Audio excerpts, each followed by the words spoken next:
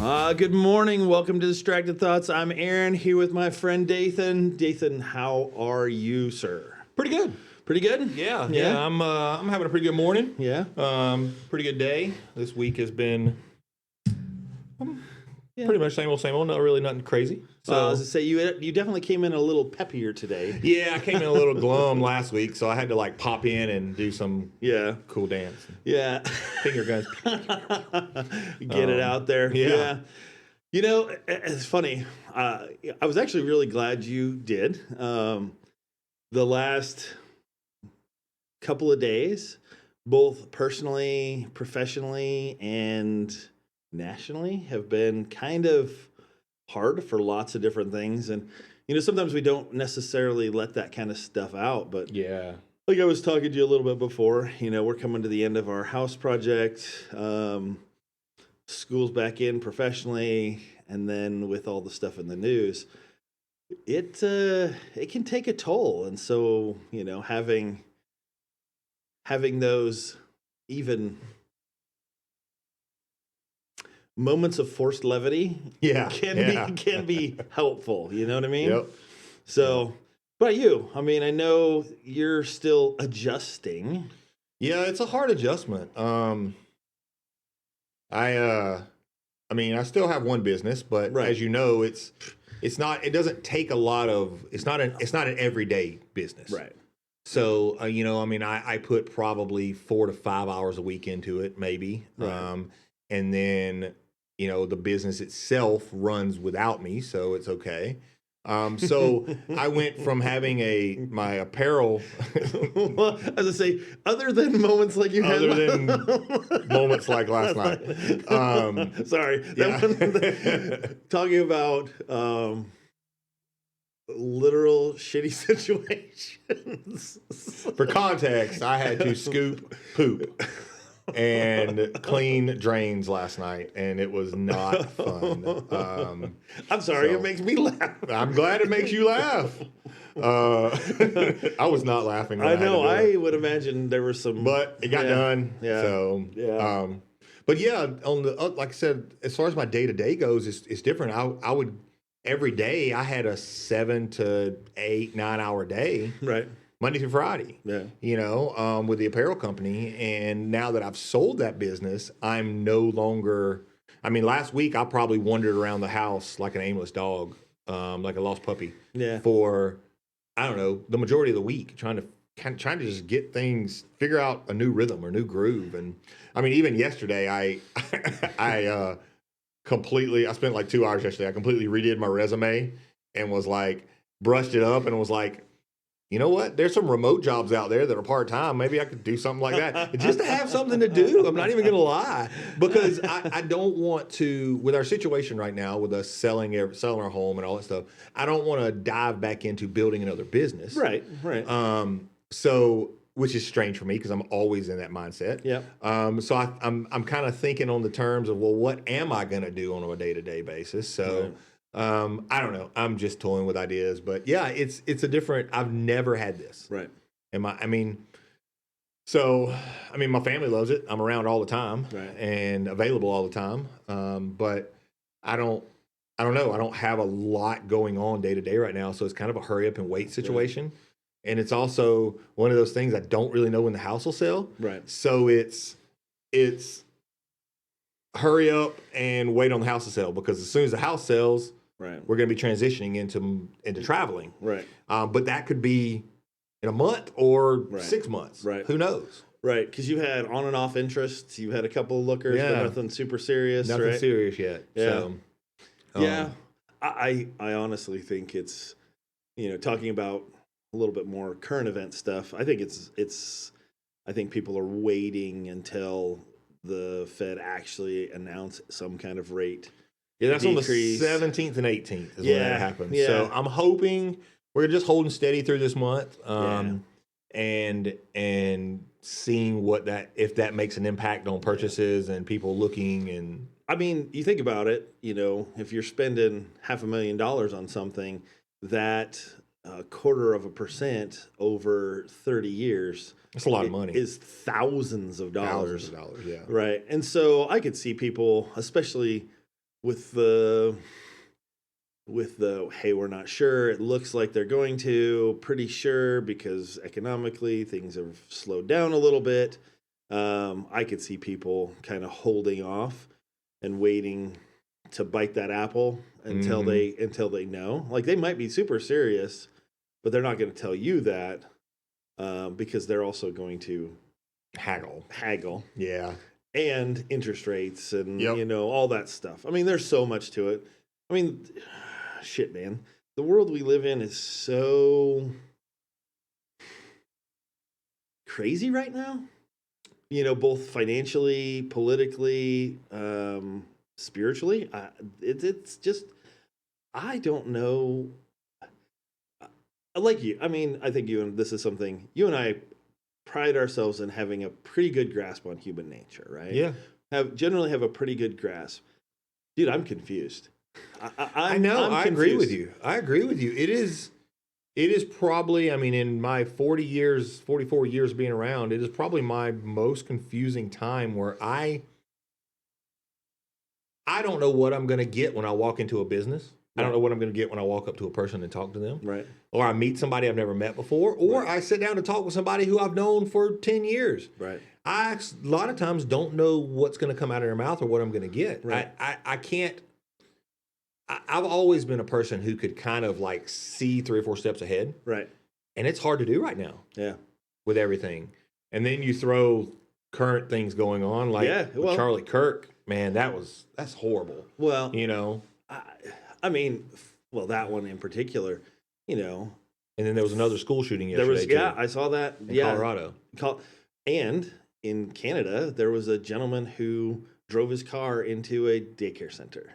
Oh my gosh. Just all yesterday. Man. All yesterday. In one day. In one day. It's like something happened and the Charlie Kirk thing, that was pre-planned. There's that 100%. was somebody knew what they were going to do. They knew where they were going to go. They had some kind of idea. School shooting, likely pre-planned. The daycare thing, maybe somebody just had a bad day and said, I'm going to take it out on somebody else's kids. But just the idea that you're right. I don't know. Now, we live in a relatively, and I mean relatively, insulated community. Yeah, we live in a place where we only see these things because we're connected to the internet. We only see these things because we're connected to the outside world. But it doesn't mean they don't have an impact. Like, you can't tell me, like, I talked to my kids. They actually came to me and said, hey, did you see this? Because they had been influenced by Charlie Kirk. Yeah. They had been influenced by the thing. I mean, the dude was 31 years old. Yeah. 31 years old, pretty staunch conservative, Christian. I mean, his last, this one chokes me up a little bit. His last post on X, you know what it was? Mm-mm. Jesus died so you can live. That was his last post. Yeah. About half an hour before he was killed. Man. Wow. Yeah. Yeah. And agree with the man or don't agree with the man. Yeah. That's got zero to do with being heartbroken because a life was taken for only the reason that someone disagreed with them. Yep. That's the kind of crazy world that we live in that I can't wrap my head around. Right. I don't care who you are and what your beliefs are. If you're willing to take a life because someone doesn't agree with what you agree with, you are the bottom of the barrel. Yeah. You are what's wrong with the world. Yeah. Well, conservative, liberal, Christian, atheist, I don't care. Right. Anything in between. Yeah. I don't care. If you're willing to murder to get a point across that you disagree with the person that's talking to you. Right. He was not a violent person. No. I'm not saying I agree with every single thing he's ever spit out of his mouth. No. I watched some of his stuff. He's too far one way for me on a bunch of stuff. Things. But that doesn't mean that I couldn't. I mean, what happened to the world that we could have a conversation with someone, be in disagreement, have our own beliefs, and still walk away knowing that good for them, good for me. Well, so that's a big part of it is, and because one of the things, and I've watched enough of his content, that's why he did the events that he did on college campuses, because he wanted that discourse. He said we need a place where we can disagree to air our ideas and work things out. That was his whole premise. Yep. Yes, he had his beliefs and they were pretty extreme, but not that so. I mean, he's no more extreme than any Southern preacher that stands up on the pulpit. Yeah, exactly. Yep. I mean, he's really not. No. I mean, I wouldn't even say Southern preacher. I would say just passionate preacher. Yeah. He's not more extreme than any one of them. Nope. He just did it in an area where there's a younger crowd who has been told that you can, if you don't agree with someone, you need to change their mind. Yeah. Because or they should agree with you no matter what. Yeah. No matter how different you are. Yeah. Which is completely fundamentally not what our entire country was built on. Well, I mean, you think about it on a personal level. Man, I don't see eye to eye with some of my best friends. Yeah. I don't agree. I'm the same way. I don't agree with everything. Now, generally, we agree with more things, but to now, and this is the scary part nationally. Now, are people going to be afraid to even have the conversation? And I look at it this way: if I'm losing, now I can resort to violence. I know that's what, and I know this has happened throughout history. Yeah. People have been killed for their beliefs. I mean, right. Major people. I mean, you look at guys like Martin Luther King. I was just going to say Martin Luther King, JFK. Yeah. They were killed because of their beliefs. Yep. They were killed because somebody disagreed with them, or they upset the status quo. Yeah. That's really what it boils down to. They upset the status quo, Well, and the people in power usually were the ones that arranged for that to happen. Yeah. One way or another, Yeah. that's how it happened. I'm not saying this was a planned assassination. It was a planned killing. Yeah. Oh, yeah. I've seen a lot of stuff that they're saying they think they know where the shooter was, and it was about 200 yards away, and people are like, "Oh, that's a professional hitman." Not really. We're from North Idaho. I mean, you pick just about any rifle that's in my safe right now that's got a scope on it, and within 3 shots, you can hit a 3-inch round area at 200 yards. Yeah. There's a hunting rifle is useless if you can't shoot something at 200 yards. Yeah. I mean, our sweet spot when we hunt up here is 150 yards. I was going to say 150, but I'm not afraid to take a 300-yard shot. No, exactly. So at that distance, with most bullets, the wind doesn't come into effect, nothing like that. Well, and we're in scientific. We're a small animal. It doesn't require a heavy grain bullet to do some serious damage. No, it can be pretty light grain to do enough, and it's even morbid to think about. But I agree with you when they say, "Oh yeah, it's a 200. It was a 200-yard shot," and I'm like, how many people could do that? I'm like, a lot, a lot of people. I know 13, 14-year-olds that are up here that can do that. Oh, James's first deer and elk were both 300-yard shots. Yeah. He was 14 at the time, 15 at the time. So, I mean, you give anybody if they've never handled a gun, you give them a rifle with a scope that's sighted in 50 rounds. Within 50 rounds, they're good enough to hit a target at 200 yards. Yep.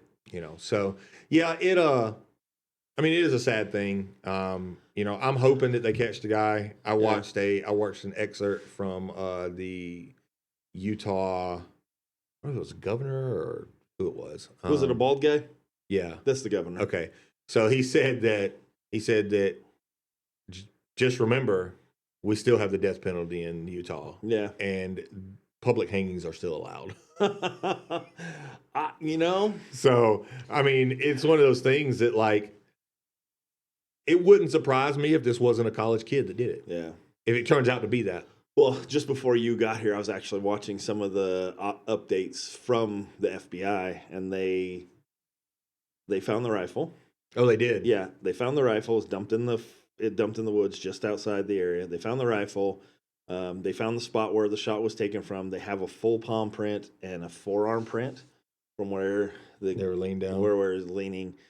So they didn't say whether they had the person or not. I mean, if they get any fingerprints, Yeah. I mean, Yep. everybody's on file nowadays. Yeah. So, I and especially because it's so high profile, they'll find him. Oh yeah. Yeah, it'll happen one way or another. I'm curious, but also like, I don't want to feed into it. I don't want to, but it's also important. It is important. I dislike the way that media, when they do catch someone who's done a crime like this, that you see more of the face of the person that committed the crime on the news or on websites or whatever than you do the person that was the victim. Yeah. And so they almost create this person and they give them more attention, which is got to be some of the motive. Yeah. I mean, there's no way somebody thinks they can take a shot on a college campus, dump a gun in the woods. I mean, have you never watched a crime show? Not wear gloves and all that and expect to get away with it? Right. I mean, are you completely an idiot? You know what I mean? I mean, watch a few true crimes, man. Watch NCIS. Not saying I want people to kill people and get away with it. No, I'm just saying. No, I know. It kind of always shocks me when the evidence starts coming out of how stupid people are. Well, But you got to become some kind of stupid if you're going to do it. Well, there has to. Well, that's part of it. That slip with reality. Like, now, so that's actually one of those things. You and I would say, well, who could do something like that? Well, Dathan, we have values. We have values. We have a belief system that has been given to us by our Creator, right? Yeah. That these are certain things that we believe to be true, regardless, right? And so we wonder, well, how could somebody do that? I actually don't wonder as much anymore because I'm realizing more and more, especially some of the younger folks, they don't have the value system that we believe inherent. Like, we grew up understanding that this specific right and wrong, and there's not a question of why. It's just because that's God said. We don't do this, we don't do that. Well, I don't believe in God. If I don't believe in God, then what does the command "Thou shalt not commit murder" mean? If I don't actually believe in the guy that wrote zero. it, means nothing. It means nothing. Right. I mean, it's and I've had this conversation with people before. Most people have a job. They work somewhere. And they usually work for a boss or a company. And that company has rules. Some companies have a rule that you can't have your phone while you're at work. Yep. Let's take a stupid simple one, right? Yeah. Let's say you work for a company that has that rule. You don't take your phone to work because it's a rule. Yeah. Let's say this other person over here doesn't work for a company like that. They work for themselves or they do something different and they don't have that rule. How can you expect that person to follow that rule that does not apply to them? No. They don't have the oversight. No. Because they're not in your situation. Right. So you're very correct. As a person who works for a company, you can't have their cell phone. How can you sit here and go, well, you don't need to have your cell phone at work? But my company doesn't care about that. Right. My job doesn't care about that. Yeah. We actually use our phones for technology and social media and things like that at my work. Right. It's the same argument when it comes to morals and God and Christianity and everything else. It's the same argument. Yeah. People in Christianity, and this is going a little bit religious here, but people in Christianity, I think it's okay. I think it is too, try to convince the people that have never followed God, have never read the Bible, have no interest. Right. They're not necessarily inherently bad people. They just don't have an interest in it or don't know anything about it. And they try to tell them where you're a sinner and you're going straight to hell. Yeah. Well, this person over here doesn't believe in hell. Right. So to them, that verbiage means absolutely nothing, and that's not a consequence to them. Right. So, and let's be honest, we're only Christians because we were born in America. If we'd have been born in India, if we'd have been born in another country, we probably wouldn't be Christians because we would have been brought up completely different, believing something completely different. If we'd have been born in a monastery, we'd probably been monks. We'd have probably been monks. Right. We would have still believed in morals and a higher power. Right. And I think that's where a lot of people, when it comes to religion, really don't. There's really I would call it even a blurred line there. Every one of those religions believe in a higher power. Right. Call it God, call it whatever you want to call it Buddha. Yeah. There's a part of me that thinks they're all the same person. But their teachings have been twisted over the years. Right. And so now we are, not all of them, but, I got you. There's over 3,000 gods that people pray to and worship to. Mm-hmm. 3,000. Okay. Mm-hmm. You know the difference between you and an atheist? Well, I actually believe something. They believe in one less God than you do. Yeah. You don't believe in 2,999 gods. That's a fact. An atheist believes in one more. Doesn't believe in one more. That's true. You're closer to the belief of an atheist, not the belief, but closer to them as their belief system than you are someone who believes in multiple gods. That's true. That's crazy. I'm not trying to make a super point here, but I'm saying that's something to think about when you're trying to talk to someone who has a different God than you. But that one step is a huge step. It is a huge step. That one step is a huge step because at least if somebody that believes in multiple, they at least understand that there's something beyond where we are now. Where the atheist says, "Well, I'm just a bag of meat with some electricity running through it. That's all I am." Which is where I see a lot of the world coming to is like, well, I can do whatever I want because it doesn't really matter. There's no morals. There's no eternal consequences. There's nothing outside of this. There's no outside the box. Right? Yeah. And so you can do whatever you want. It's funny, Dathan, you actually bring up one of those. Actually, the very argument I've had, the moral argument, because I hate the moral superiority argument that people make. One that people make all the time. I'm a blonde hair, blue-eyed German descendant, right? I got lucky. My family came over here before World War II. Actually, they came over probably right around the mid to end of World War I, before World War II. So my family was here. But the question, people always say, well, during the Holocaust, you were in Germany. They have this moral high horse that they get on and say, oh, I would have hidden those people. I would have done more. I would have spoken out. I'm not that naive, because of what I look like and who I am. I probably would have been in the SS. Oh yeah.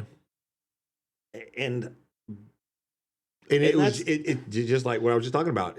Where you were born and the circumstances you were in, you would have probably went along with whatever fits you because of the circumstances you were in. Yeah. And a lot of people nowadays fall into that category. Right. They fall into, I met my wife and I, we were on date night down in Sandpoint. We ran into this couple who they moved to the Sandpoint area. I want to say he said in the 70s. Okay. 70s or 80s. This gentleman, he was retired and she was retired. So they were late 60s, early 70s, right? They were out on date night too. He bought like 120 acres in Sandpoint, all over the city, Okay. downtown. Okay. Oh. In like the 70s. Okay. When there was even roads. Right. And over the years has sold those off, put buildings on them. He has done very, very well for himself. Right. We got to talking. We got talking about, this was right before Addison got married. We got talking about our daughter getting married, and they were talking about their daughter getting married. And we were like, yeah, they said, are they going to stay here? We said, maybe not. They're talking about he's talking about going to St. Andrews or yes. Oh, no, yeah. So, he's talking about going to college. Yeah. And they said, well, what is he going to be going to college for? And I said, he's going for, what's the degree? Like, when you go for Bible college. Oh, like an MDiv, like a Master's in Divination or not. Yeah, but I didn't say that. I used a simple term. I was like, he's going to seminary school. Seminary school. I was like, he's going to go for seminary school. And they both looked at me and said, what is that? What kind of school is that? Really? And these are 70-year-old people. Mm-hmm. And I was like, oh, like Bible school, Bible college. They're like, oh, like Christianity or, yeah. Oh, okay. And so we got talking more. These people had never been part of a church.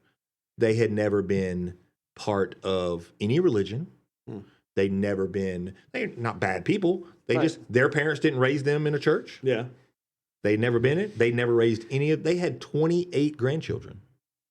And like 16 great grandchildren. None of their family had ever been part of any religion. And, my phone's going to start going off now. Of course. And so it's just a circumstance of where they had been. Yeah. Their kids don't know pretty much anything. I mean, they probably do now because technology and stuff, Right, you know what I mean? right. But their direct kids that grew up here in the 70s and 80s, they didn't have technology. Yeah. So it wasn't part of your life. So I'm just getting to that to tell you that story because it's circumstantial. Well, your belief system is very, very circumstantial. It is and it's not.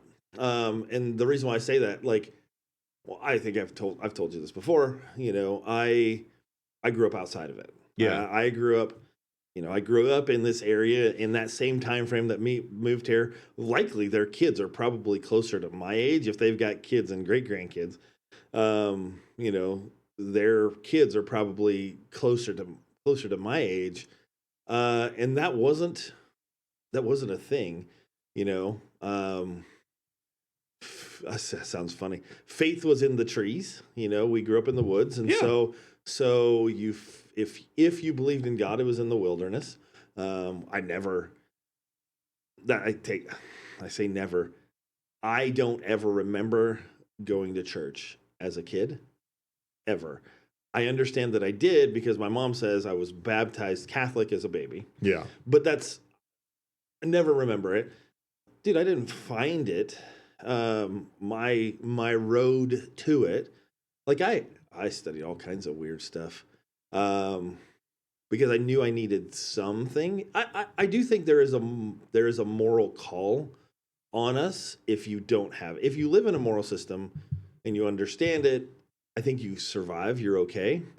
But when you skirt the edges of it, or have the base taken away, that you kind of look for it. So I looked. I actually studied, I was in Korea for a while. So I actually, while I was there, was Buddhist. I like wanted to know more about the Buddhist thing.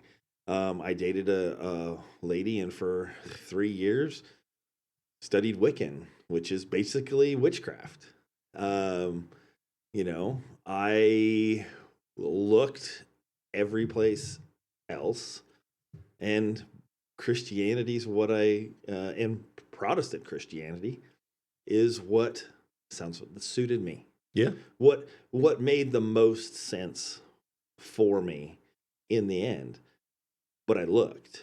Yeah. And that's where I think even the confusion with modern liberalism, whatever you want to call it, I think people are looking. They're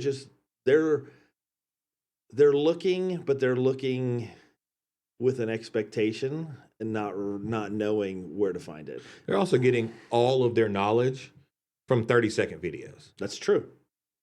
I mean, I can't tell you the amount of conversations I've had with people around me, even including like my wife, that got a piece of knowledge that we're having a conversation about off of a 30-second reel that was on YouTube or something, or Instagram or TikTok or something. You know what I mean? Yeah. And these are not professors putting these out. These are just average people who regurgitating it from something else they've heard. Yeah. You know? So let me ask you a question. I'm curious. Since you grew up, I didn't know that actually about you grew up kind of like the wilderness was your sanctuary type. Yeah.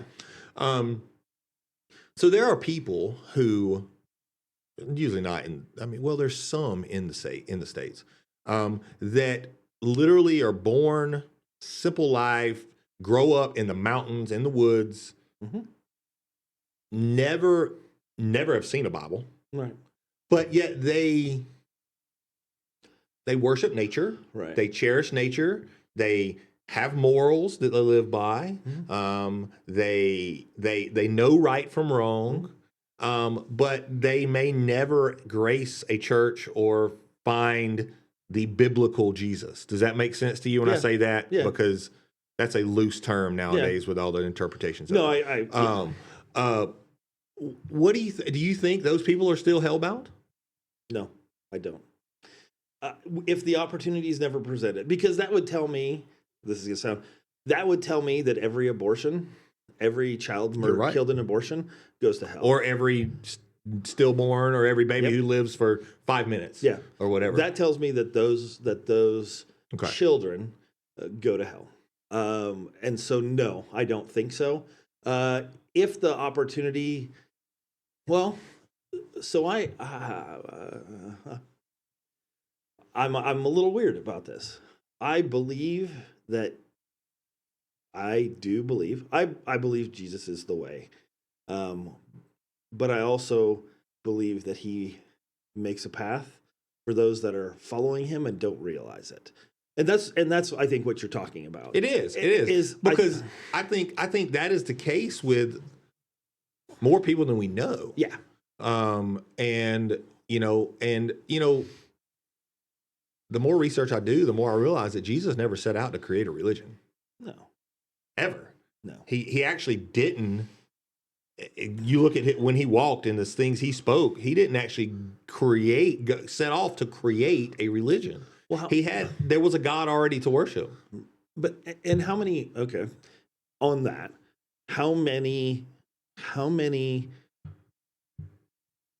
Gentiles did he heal or save because he said, your faith has made you well? Yeah. And they didn't know formal religion. They didn't know. They didn't know scripture. No. Well, it wasn't scripture, but it was scrolls. Right. But they didn't know Old Testament scrolls or anything like that. And so that's this.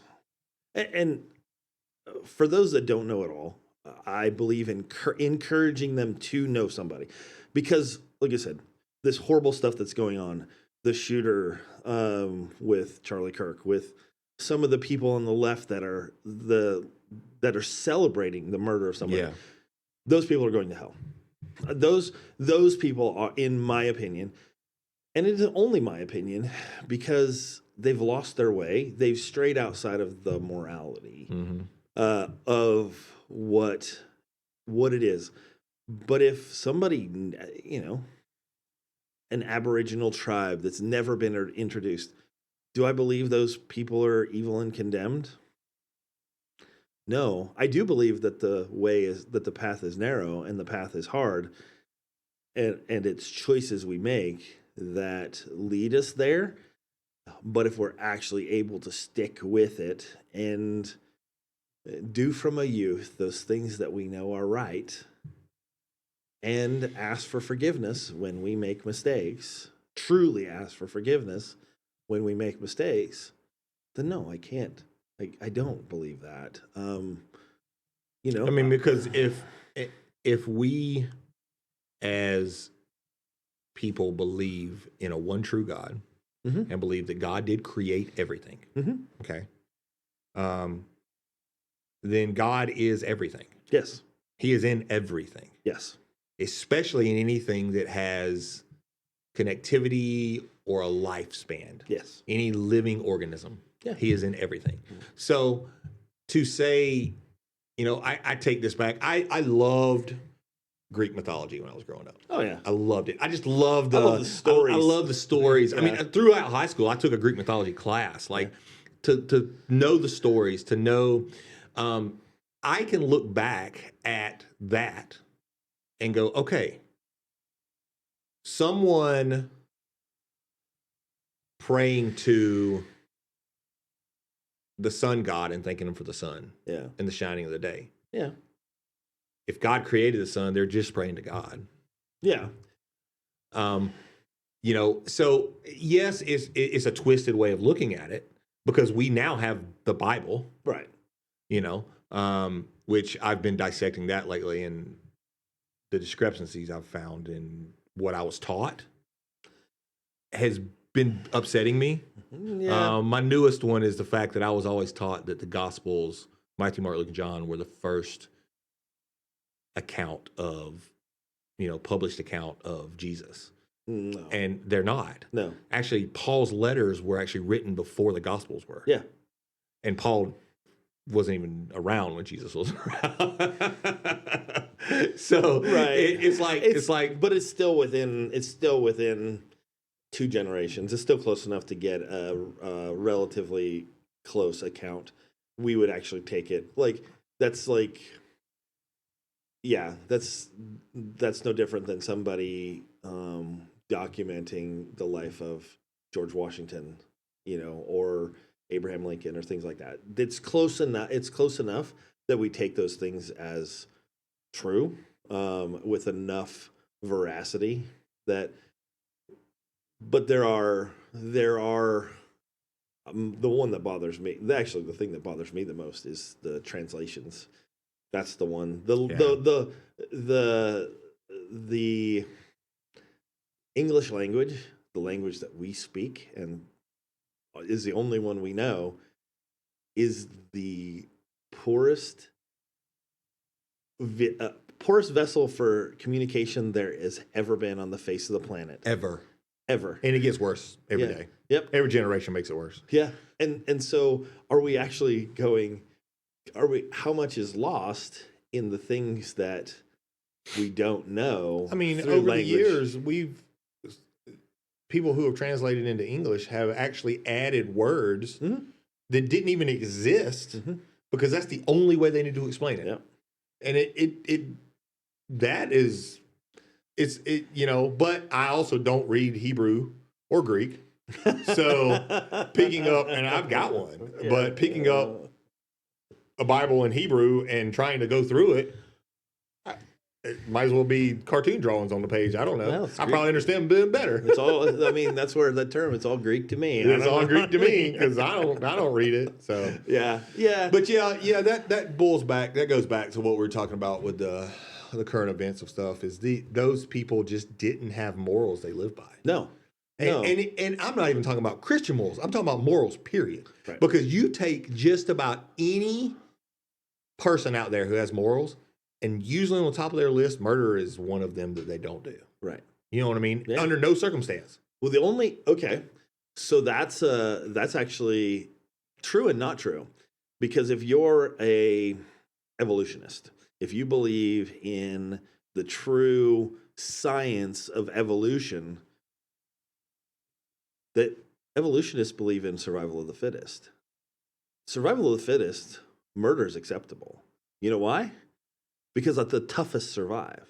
Yeah. So if I want what you have and I'm the strongest, I can take it from you. Yeah.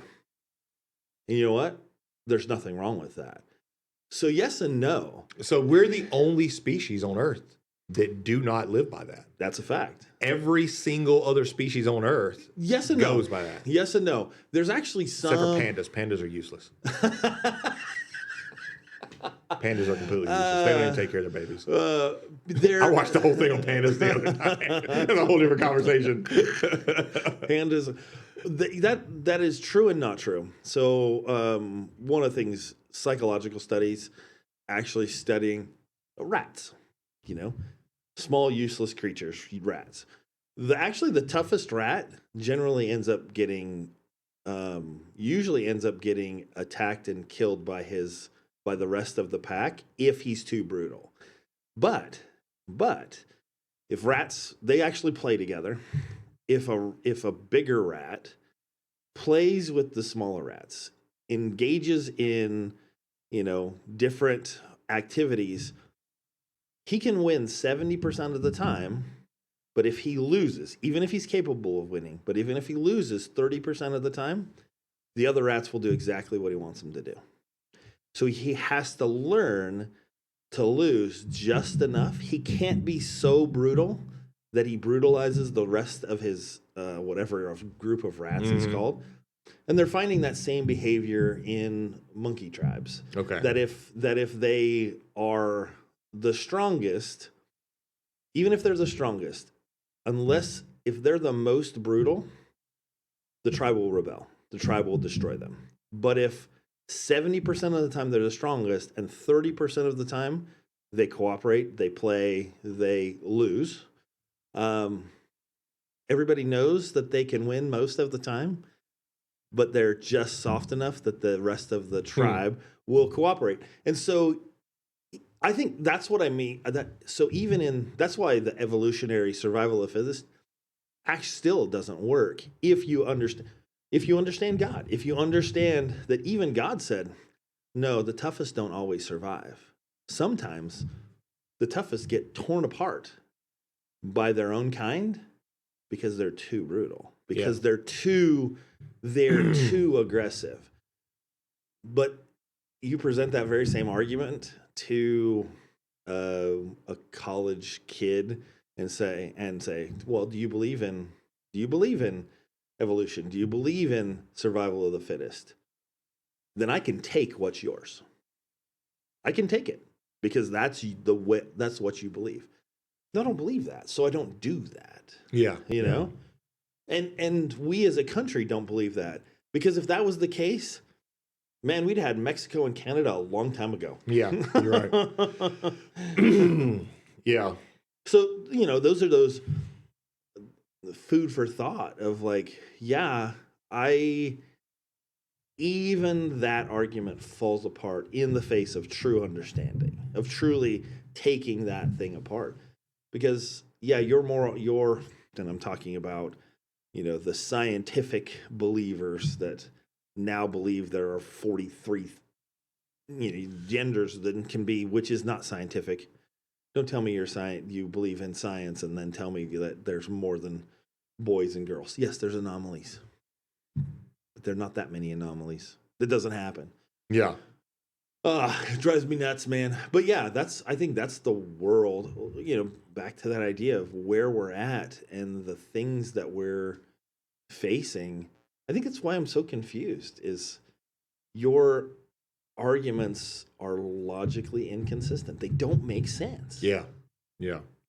Yeah. It and on the flip side of that, you get Christians now. Oh yeah. Who are far one way or the other. Yeah. Who their arguments aren't even making sense. Yeah. And so it's like, and that's what I mean by like the younger generations are now getting all their information from these little short videos, because people will take a pastor who's supposed to be this godly man, shepherd, leader of his flock.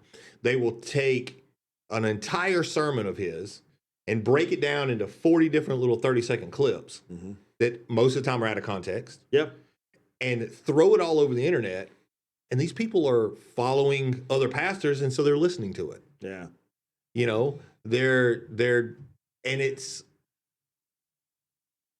There's so much information that is not the full story out there. Yeah. That people are using as factual information nowadays, that it makes radicalist is what it does. It creates radicalist. Yeah. It creates on both sides. Yep. On both sides. And so it's difficult. I mean, honestly, there's a reason they call it doom scrolling. And there's a reason they call it, brain rot, because that's what's happening. Yeah. If I get on my phone to scroll, and I do it, I don't think there's a person out here who doesn't. No. I do it. I do it to disconnect. Yeah. I don't do it to learn. if I want to learn something, I'm going to do the research. Yeah. You know, so it Well, that's the taking something and saying, "Hey, I'm actually gonna pull this thing apart. I'm actually going to truly study beyond what's being presented to me." You said, in 30-second snippets or whatever. Like recently, talking about more biblical study, I've been doing deeper dives into the Old Testament because I'm really curious more about the deep history, the old stuff. Dude, one that blew me away, and it changed some perspective. Now, the story of Jonah, right? Jonah and the whale. Everybody knows Jonah's story, right? And everybody focuses on the fish and blah blah blah, right? Just quick, who wrote that book? I don't know actually. Okay.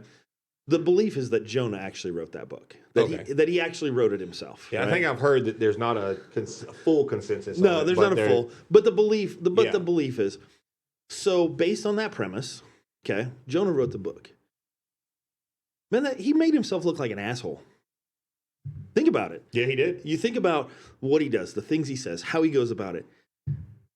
Man, he made himself look like an ass. I mean, truly like a jerk, right? So there's that self-deprecation that comes with it. Also, a couple of years ago, there was an archaeological dig in an area that was believed to be the old city of Nineveh. You know what they found? Mm-mm. Jonah's tomb. They found the tomb that was Jonah's. That means we leave him at the end of the book with him basically asking God to kill him because he had disobeyed, based on the Septuagint translation of the Bible, which is one that basically he says, God, kill me, not because I failed you, not because of his heart, but because I failed you, because I disobeyed. And God says, no. But that also means they ended the book there on purpose because that was the climax. That was the story that, hey, you've disobeyed. But to come back and to unearth his tomb, that means he spent the rest of his life there. Very likely teaching those people what they didn't know about God. Yeah.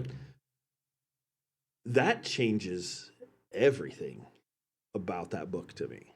Yeah. Like that, yes, the story to those who don't necessarily understand it is, I need to obey God, but also there is redemption in it. There is, like, he lived, as far as we can tell, and we're thousands of years removed from it. He wrote the book to tell a story that made himself look like a jerk. Stopped the story when he essentially stopped being a selfish ass, and then spent the rest of his life trying to make it up. Yeah. That, we miss those. Our short-sighted, skimming the surface information that we gather nowadays, and it is so much worse than it ever was. Yeah. Our attention spans like this now. Right. We'd never find that. No. We'd never know that. Like, you're digging into things. I think it's fantastic. I do think you have to weigh those things out and discuss them with other people. Like, I share this story and I've talked it out with other people because I'm a man. I'm fallible. Yeah. I make mistakes. We all are. But we have to be willing to have the conversation. And the world's not willing to have the conversation anymore. We're not willing to talk about the disagreements that we have. We're not willing to talk about the things that we don't see eye to eye. And it's killing us. It's literally killing us. Case in point, yesterday. Yeah. I mean, someone tried to make their life, to be able to give people a platform to say what they wanted to say. And I will say, I've heard debaters, street debaters or whatever you want to call them, tons of them. For the most part, every time he debated, he would let the person say their piece. Yep.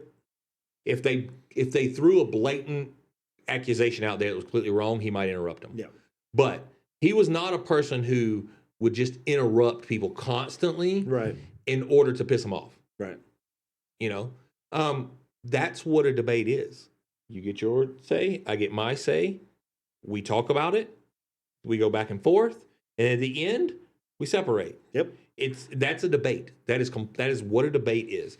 Nothing about a debate says that one person has to believe what the other person has to believe at the end of it. Right. No part of it. Right. A debate is about bringing your facts to one side, your facts or your beliefs to both sides, and then discussing them. Mm-hmm. And then at the end of it, you being able to choose and go back and look up and do research on what that person said to go, oh, well, maybe that was true. Right. That's a different way of thinking. Yeah. You know, just like with Jonah. It's a different way of thinking now. Yeah. You know what I mean? You look at that book completely different now. Completely different. So we have completely lost that as a society. Yeah.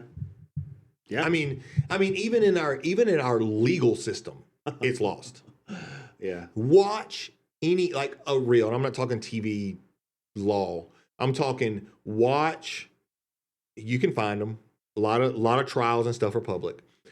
Go watch an hour of a trial where they have to talk to witnesses. Yeah.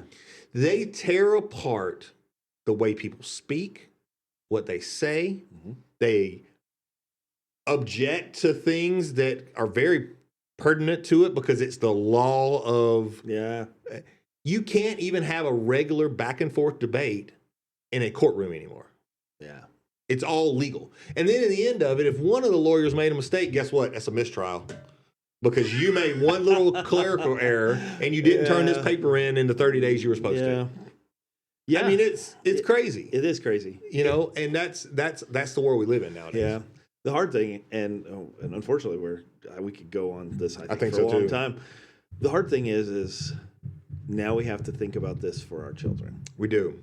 And I'm terrified because I can't put my children in a box and say, listen, you can never look at social media. You can never look at the internet. You can never talk to anyone. Right. Because that's doing a disservice to them. Yep. Agreed. So we got to find that fine point of how do you make them know that or be able to look at that, but have a solid enough foundation and be able to be a free thinker enough to think for themselves and not let other radicals think for them. Yeah. Because everywhere you turn nowadays is a radical. Yep. Everywhere. Radical left, radical right, doesn't matter. It doesn't matter. I'm not pushing either side. I'm just saying there's a radical. Yeah. You could walk through downtown right now and I guarantee you could find a radical. Oh yeah. You know, and depending on the city you're in, it's going to depending on if it's left or right. Yep. It ain't going to matter. It doesn't matter. We're all humans, but it doesn't matter. You can walk, you could start at one side of Texas and drive to the other side, which is 900 miles across, by the way. I've driven it. Okay. And stop in different cities along the way, and you would find radicals of both sides. Yeah. And that's the beauty of our Constitution and freedom of speech and things like that. Well, that is the you're right. That is the beautiful thing about the place that we were fortunate enough to be born into, right? The time and the place that we're fortunate enough to be born into that, which also tells me we're strong enough to withstand it. It's still, you're right. I'm still scared for my children. I'm still nervous for the things that they are going to experience. But you're right. That's actually part of the reason why James is in public school. He was, we homeschooled him for a little while. We did public school because we were before we moved here, we were in with all the sciencey kids. We lived in Tri-Cities outside of Hanford. So our kids were in the really upper end school. Yeah. And then we moved here and we did it for a little while, but then we homeschooled James. Sophie did something completely different, but we returned him to public school after we had put the ideals that we expected. And dude, I hear him all the time, basically calling his friends idiots for the way that they think, trying to walk them through, that's not okay. Yeah. So but this is a small fishbowl for him to work out those ideas and be able to stand on his morals before he goes off to college and has to do it even more. Yeah. Right. You're going to run into a lot more in college. Where if we don't do that, if we isolate them for so long, then what? Yeah. Right? We're doing them a disservice. We're doing them a disservice. So there's that fine line that parents toe Yeah. nowadays, and I've got 2 sets. So I'm raising an older set in this generation. Then I'm gonna have to raise a younger set Right. in the next generation of this coming up, and who knows what that's. Well, gonna I'll be. just say 10 years from now, we'll all have chips in our heads. Count me out. but you're right. 10 years from now, with the younger boys, it's going to be different, and you're going to have a whole new set of things you're going to have to learn, because this is going to change. All this technology stuff is going to change, and I honestly, right now, I can't tell you which way it's going to go. Yeah, I don't know. I don't either. And that in and of itself is terrifying. It is. It is. So on that note, but unfortunately, that's all we've got time for today. Dathan, final thoughts, man. What you got? Oh man, so much today.